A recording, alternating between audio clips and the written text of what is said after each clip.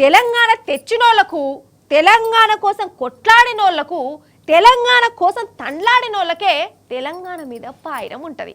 అందుకే మాటకు ముందు మాట మాట్లాడినాక కూడా జై తెలంగాణ అనే అంటాం మనం కాదా.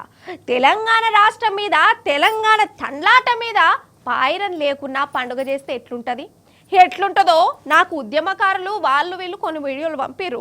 అవి మీకు చూపించే జిమ్మదారి నా మీద ఉన్నది కాబట్టి మరి అట్లా నా మీద పడ్డప్పుడు మీకు చూపించాలి కదా.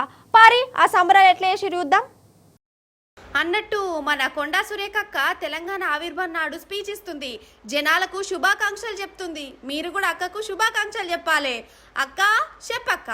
ప్రజలకు ప్రతి ఒక్కరికి కూడా ఈ మరి గణతంత్ర ఈరోజు జరుపుకుంటున్నటువంటి మరి కార్యక్రమంలో మీరు అందరూ పాల్గొన్నందుకు పేరు పేరున ధన్యవాదాలు అర్పించుకుంటూ ఆగానట ఇన్నరా ఇదట గణతంత్ర దినోత్సవం అట.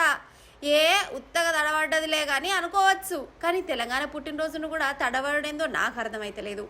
అంతే పటూరి ఉద్యమం అప్పుడేమో అక్క జగన్ పాట పాడింది, ఇప్పుడేమో గణతంత్రం అన్నది. ఇక ఎట్లా వస్తుంది జై తెలంగాణ అని యోగిట్లని అనుకుంటుర్రు.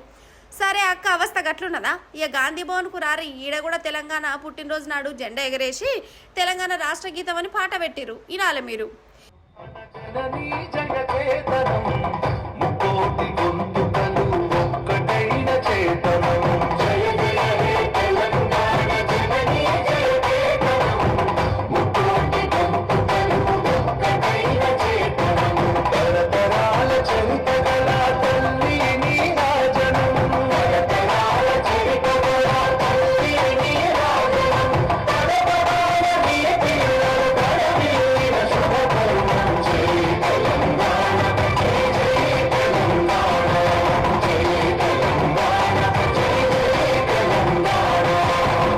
పాత పాటనే దాన్నే పెట్టిరు.